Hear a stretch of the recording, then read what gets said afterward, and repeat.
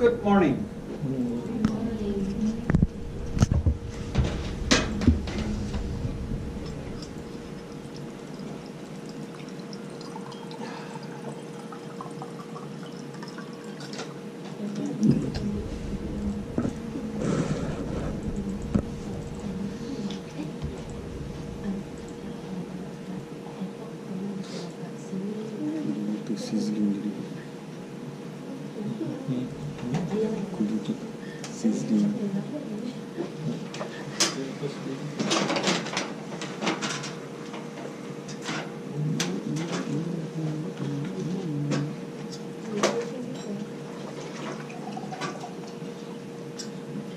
All right, so let's begin. Not with the laws.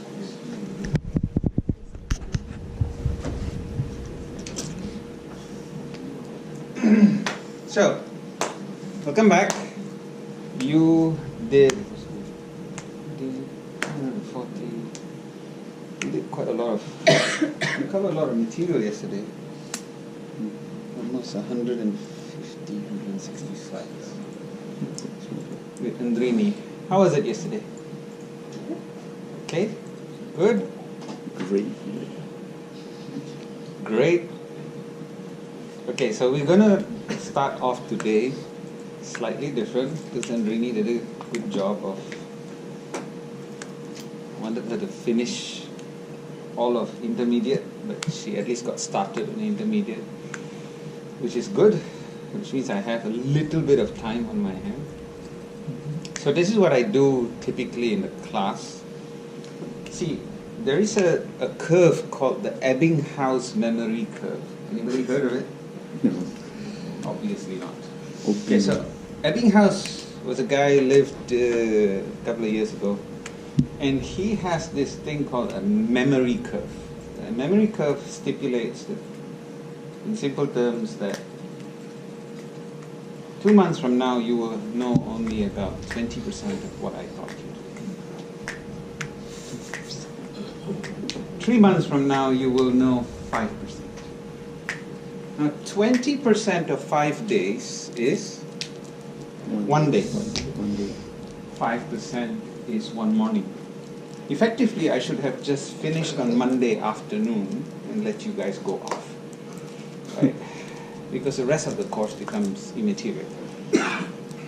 Well, that's not how it works, right? You will remember selectively things that you want to remember. And so after 2 months, you will only remember about 20% of what I taught you, which is actually quite a waste. Thinking that you spent 5 days over here and you only remember 20% of what you studied, unless you apply the stuff. Right? So if you apply the stuff, then the curve doesn't drop off as deep. It starts to plateau. The more you apply, the more the plateau holds on. So you don't drop as fast. And the problem with a lot of the SKG courses is it's a lot of theory which you are expected to remember until ACD. Effectively, we're teaching you for ACD, right? And then just before ACD, you scramble through the course material and you go through, in this particular case, 500 slides looking for the answer that you're looking for ACD. So I make it simple for you. I give you the answers now, right? So I'll tell you what you need to remember. So I spend an hour, usually in the mornings, going through what you need to remember, which is effectively condensing the 500 slides into a couple of points that you need to remember. So if you don't want to record anything during this course, you don't want to write down anything during the course, this is the time I would suggest you do write down something, you write some notes, or in the modern version of it, I'll tell you the modern version of it in a short while, but the idea is that you keep these notes as in front of the course material. So if ever you want to go for the assessment or you want to study something, then you go through the summary first. And from the summary, then you can go cross-reference into the main notes if you want to know more. In the summary, I suggest you also write down your slide numbers so you can cross-reference. So what I'm going to do now is that's why the boards are up, I'm going to write down notes, and you can then jot, and I will also keep this slide on so you can actually keep whatever slide number you can cross-reference. The whole idea is later on when you want to go and look for something, you can just look at your short notes. And then from the short notes, you can then jump to the main notes, okay? Is that okay? The modern version of it is, nowadays I find some of you will still be the same, so don't want to write down notes. So here's an option. So what I do is I will write this down, and I will start from that end, and I will stick it out. So some people just go snap, snap, snap, snap, snap, and then drop it into their folder, which I don't care how you do it, right? It's not for me, it's for your own self. This is for you when you get to ACD, how you want to refer it. You don't want to take notes, I don't really care, it's up to you, right?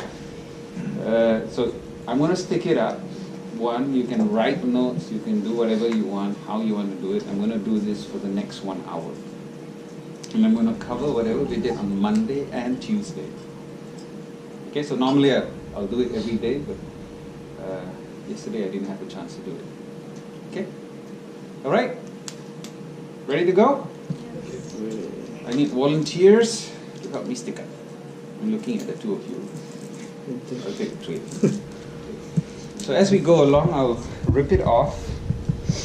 I'll give you, this one is stuck at one end.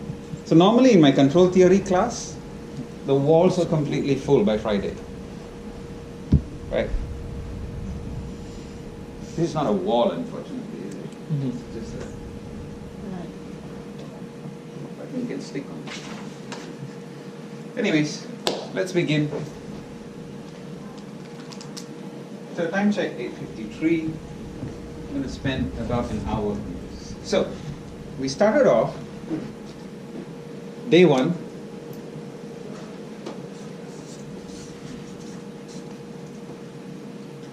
On control theory. So this is control theory and applications. Just in case you forgot which class.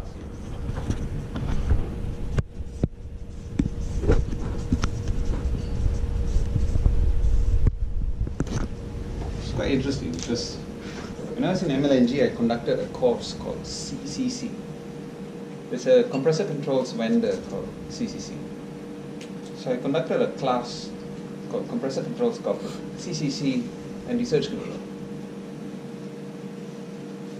And there was this guy in the class who was for operations. I do that 3 times a year for operations. There was a guy in the class who I did not recognize. And in MLNG, so eventually it turns out to be a contractor, was in the wrong class.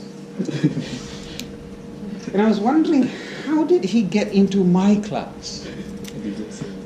And he didn't say anything for about an hour and a half. He was just staring there, looking at me.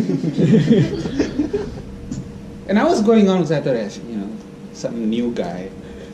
And I thought I knew every operator in the plant. New guy. In MLNG, the PTW was called, you guys know from MLNG? It's before your time, it used to be called Clearance Certificate. And so when we go to the superintendent, we go CC. But can you get me the CC for that? It wasn't called PTW, it was called CC. For the longest time, in fact, the title of it was Clearance Certificate. So he was a contractor coming for a CC course. CC course, CCC. CCC right? Course. So but he was so nice, at 1.5 hours he just sat there staring at me. So just to be sure that all you guys are in the right class. Okay, so we started with concepts, and it was really important to cover concepts. Right? And the concepts over here, right, the objective. So we had objective of process control. So it was the application of Petronas control layers in order to do 4 things. What was it? Do you remember? Step what? Dynamic stability, right? Dynamic stability followed by product spec. And remember the reason why we said these are the two things, because if you do this two, you can sell your product, right? As per your sales and purchase agreement. Yeah? If you can do those two things, then you want to optimize the fund. You want to try and maximize stuff, and so then you do throughput and yield, right? And this gives you more money, right? If you can do that, you also then target efficiency, which is where you're dropping cost. Clear? That's an objective process control. If a process control loop is designed without these four objectives, don't bother doing it. Right? The second is, how do we do this? We do this using the 4 layers of control. This is the Petronas 4 layers, okay? Because you don't find this outside. You have BLC, ILC, ARC, and APC. Okay? Base layer control, intermediate, advanced regulatory, and advanced process control. How do we distinguish them? This is CISO loops.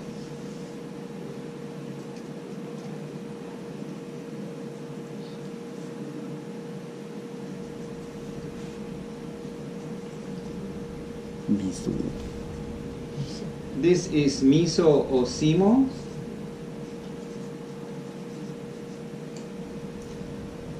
This is MIMO, or complex algorithm like anti-search, and this is MIMO. Right? Single input, single output. So single input, single output. Okay? And M is multiple, so that you know what it means. Because believe me, after 2 months, you go, what was me again? So, what does it mean? Because it's one of the 80% that you're going to forget. I'm so sure you're going to forget, by the way. Right, next. What else can we talk about this loop? Percentage-wise, right, we say this is usually greater than 70%. Okay? This is usually greater than 10%. This is around 10%. And this is around 5%. Okay, so type, quantity,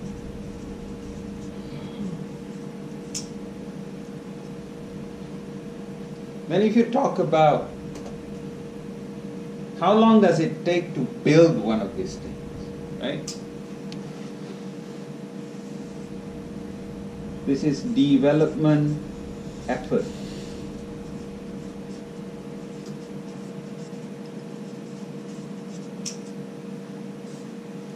The development effort, right? The development effort for a BLC loop is really, really small. If you talk from a DCS perspective, you could do it less than half a day. Okay, so it's less than 0.5 of a day that it takes for you to build a base layer. In fact, a good configuration guy could build the whole loop within an hour, right? But let's just give it half a day. An ILC loop would probably take about 1 day. 1 day, it could go up to maybe 2 or 3 days, especially for ratio, only because it's some calculation. So 1 to 3 days, you got that done. For ARC loops, you're talking about at least 1 to 2 months.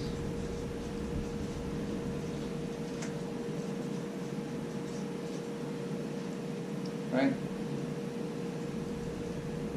You could, a simple combustion control, you could get it done in a month. Complex combustion, maybe 2 months. Anti-surge loop will take you, actually anti-surge loop, you can design it quickly, 2 to 3 weeks, but you have to do surge testing. That takes you a week of planning and a week of execution. So you can go up to 2 months. APC loops generally take you more than 6 months. Okay? If you talk about development cost,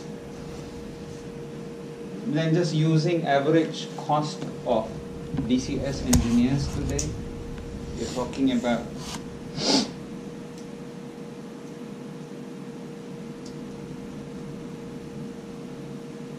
this is going to cost about less than 1,000, and this is RM, 1,000 ringgit per loop.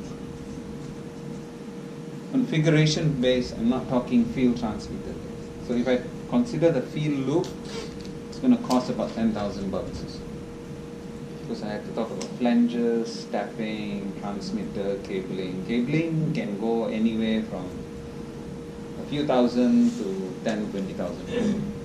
This cabling is quite expensive. I'm talking from a configuration perspective, right? That means DCS side. I'm assuming all the field work is done.